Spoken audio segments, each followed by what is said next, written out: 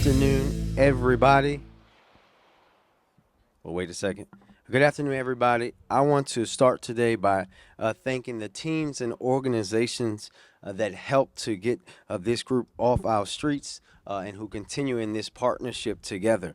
Our Attorney General Brown and his entire team, Councilwoman Porter, the men and women of the Baltimore Police Department, especially the Group Violence Unit, Director Mavronis and our team at Muncie, our DEA Washington Division Special Agent in Charge, Ibrahim, is here today. The Washington Baltimore Hideout led by Jeff Beeson and everyone else involved in our group violence reduction strategy, which has played a key role in this takedown. As we say all the time, GVRS is about keeping our community safe, period.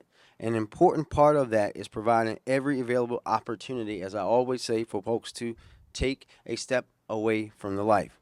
We want to get ahead of violence wherever possible, and we want every Baltimorean to be safe and alive and free.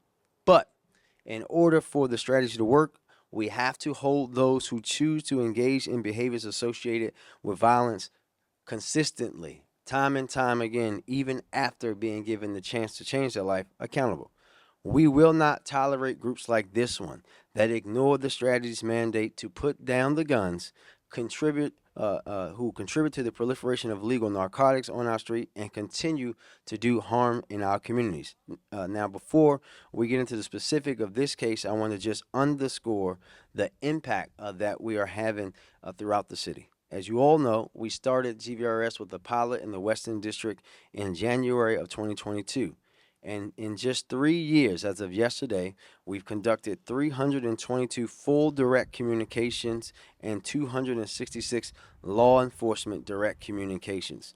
We've connected 218 individuals identified through the strategy to life-changing services and made 407 arrests as a part of the strategy, including 332 by the GVU and BPD. And I will remind everyone that these individuals that we are making these communications with are the folks who are the most likely to be the victim or the perpetrator of gun violence in our city. That is progress. GVRS and the partnership you see here today are really critical to the efforts to reduce violence across Baltimore. And as of this morning, homicides are down 22.9%, and non-fatal shootings are down 32.1% this calendar year on top of last year. And that is, of course, on top of those 2 years of historic reduction in homicide declines, 20% in 2023 and 23% in 2024. And non-fatal shootings were down 34% last year. But there's always more to do, including expanding GVRS into other neighborhoods. And as we prepare to officially establish GVRS in South Baltimore, our strategy is already having an impact here.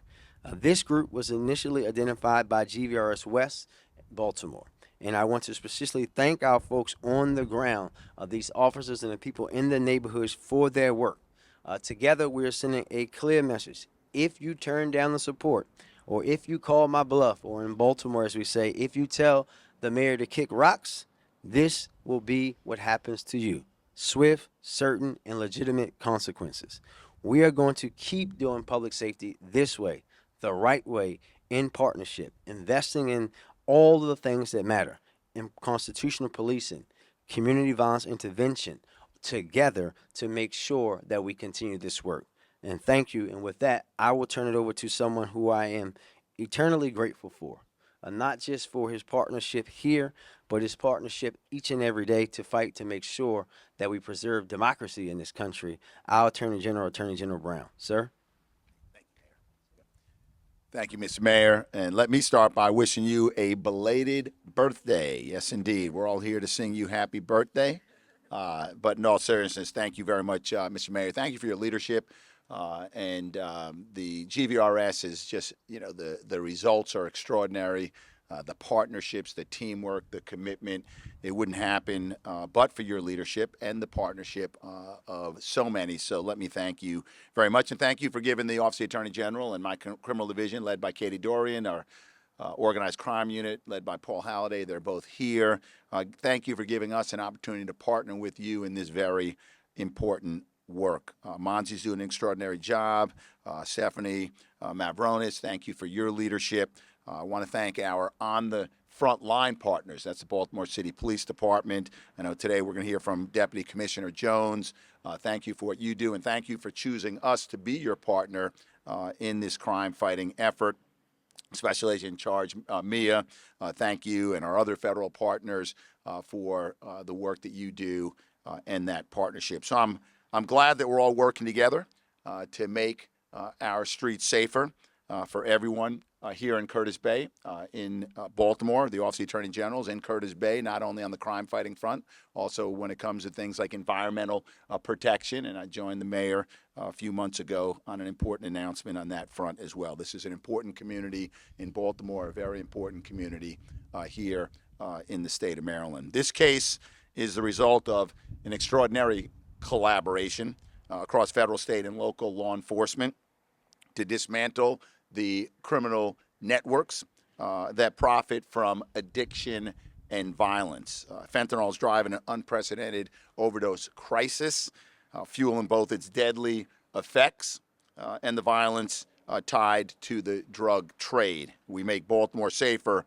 by removing those who peddle poison from our streets. This investigation was launched to address high levels of fentanyl overdoses in this community. By charging these 11 defendants, these indictments will certainly help save lives. With these arrests, we are shutting down a violent drug trafficking ring that has plagued the Curtis Bay community and removing guns from those who use them to terrorize this neighborhood. This case highlights our strategic efforts to dismantle organized crime, to curb drug trafficking, and gun violence, and to make Maryland safer for all. We can't make Maryland safe if dangerous people have access to fully automatic firearms. During these investigations, police recovered 9 handguns and 3 Glock switches. Recovering those guns is important, and I want to highlight that taking those switches off the streets will save many lives. For just $20, these switches turn handguns into weapons of war capable of firing up to 1,200 rounds per minute. The faster a gun fires, the more lives, children, parents, grandparents, bystanders, law enforcement, the more lives that are put at risk in the crossfire. Seizing these switches is crucial to protecting public safety, but we know we can't arrest our way out of gun violence and this crisis. That's why earlier this year, we sued Glock, along with Baltimore City, for fueling the gun violence epidemic. Like my colleagues here, the Office of the Attorney General knows there's no single solution for keeping Marylanders safe. It takes every tool at our disposal to tackle gun violence, organized crime, and addiction. So I appreciate GVRS's holistic commitment to saving lives. Make no mistake, as the mayor mentioned, if you kick rocks at the mayor, these indictments show that if you ignore the GVRS's opportunities to transform your life and continue down the path of violence, the Attorney General's office will, working with the Baltimore City Police Department, find, prosecute, and hold you accountable for the violence that you've caused. So with that, let me turn it over to the Deputy Commissioner, Kevin Jones.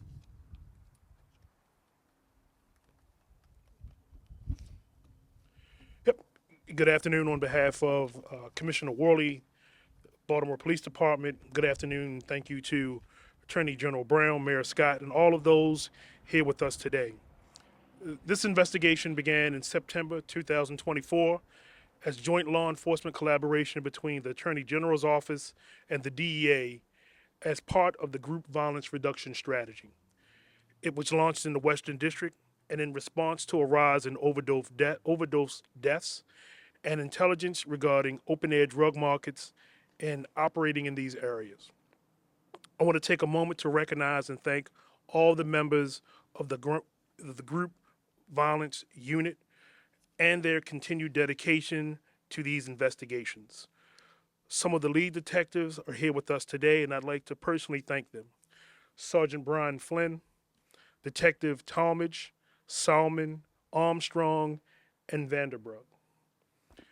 Thank you to the hard work and cooperation between our agencies as we were once again able to dismantle a violent drug trafficking organization causing significant hardships to our citizens, neighborhoods, and on these streets.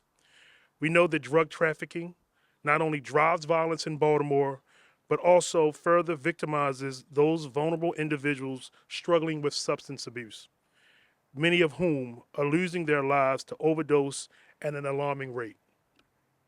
This takedown is the latest in a series of targeted operations aimed at putting drug trafficking organizations out of business.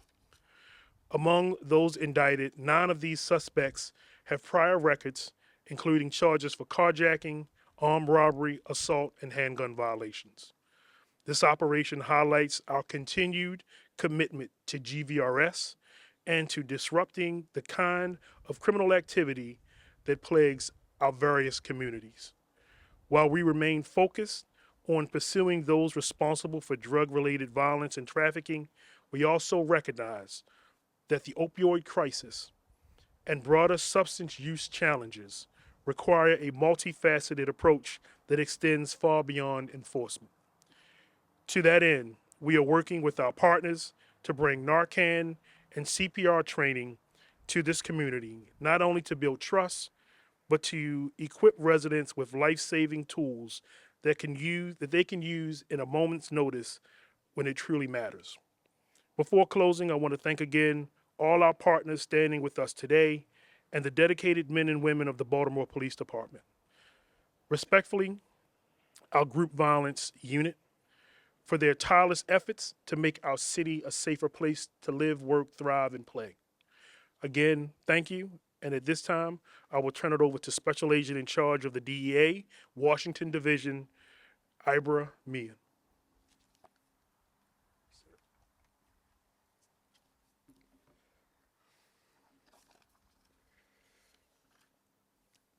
Thank you. Good afternoon. I want all those that are watching us to know that all the persons of DEA and resources and the federal government are committed and dedicated to saving and protecting the American public. It's in that pursuit that we know that in our DMV area, the top drug threats are fentanyl, cocaine, and methamphetamine. What exacerbates this situation is the proliferation of fake pills.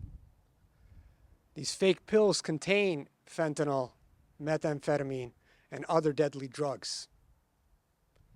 It's truly heartbreaking, the lives that we've lost and are losing due to the irresponsible actions and the violence perpetrated by these criminal organizations that do not care about who they hurt.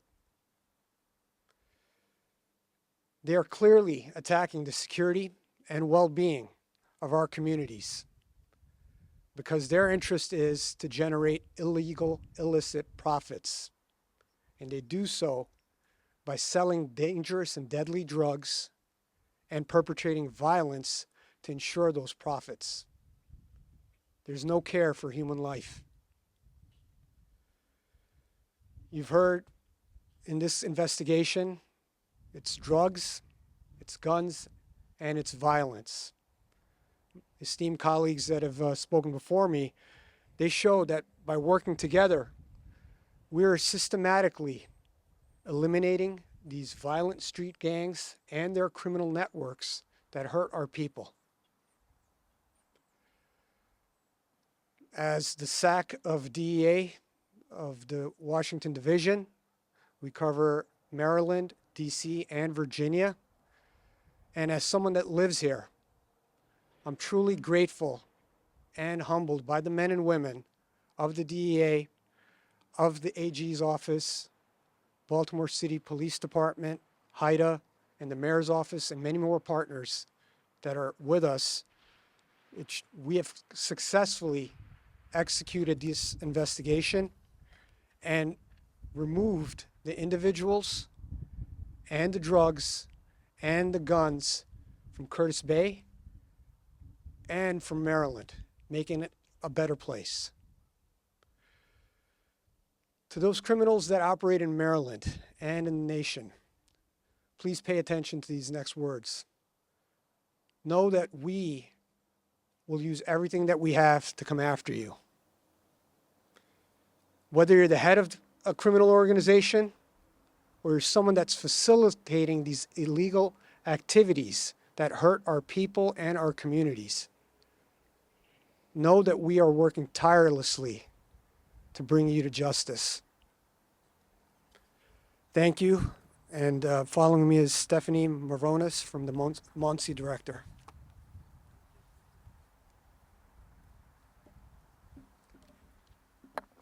Thank you, Special Agent in Charge, Mia. I'm Stephanie Mavronis, Director of the Mayor's Office of Neighborhood Safety and Engagement, Muncie here in Baltimore.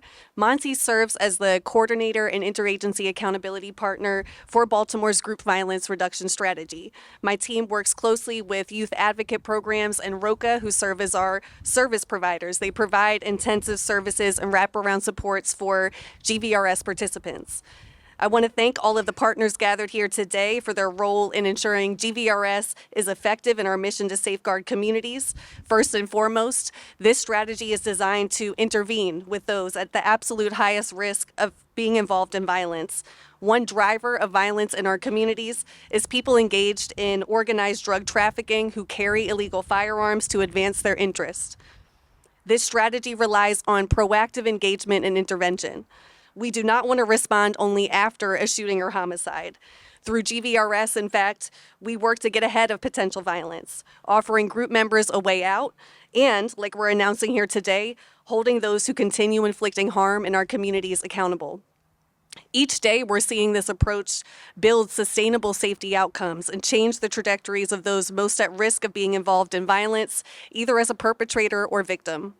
In addition to the numbers that the mayor mentioned, which show our successes to date, of the 218 participants receiving services through GVRS since we started this work in 2022, of those 218, over 90% have not recidivated. Over 90% have not been re-victimized. And so where we're able to connect individuals with services, we are seeing great success in that transformation. Like the mayor said, while we're in the process of officially expanding to the Southern District, we're here today because violence dynamics in other parts of the city, the Western District specifically, led us here. And so we will continue to identify violence. We will continue to look at groups who get on our radar because of their involvement in violence. And following the law enforcement action mobilized last month, our team at Muncie has mobilized city services in partnership with BPD and a host of other agencies in the Curtis Bay community to prevent other groups from capitalizing on the power vacuum left in the wake of this takedown. This includes substance abuse and harm reduction services through the city's health department, the Mayor's Office of Homeless Services, and other wraparound supports tailored to the community's needs. We've been coordinating with residents, community organizations, and businesses in the area to ensure continued support and long-term safety for our neighbors in South Baltimore. Together, alongside the partners gathered here today and our residents, we will continue to do the work necessary to safeguard our communities long-term while intervening with those at the absolute highest risk of being involved in violence. And with that, I will turn it back over to the mayor. Thank you, Madam Director, and thank you, everyone, for being here, and thank you for our partners for their work. With that, we'll turn it over for questions.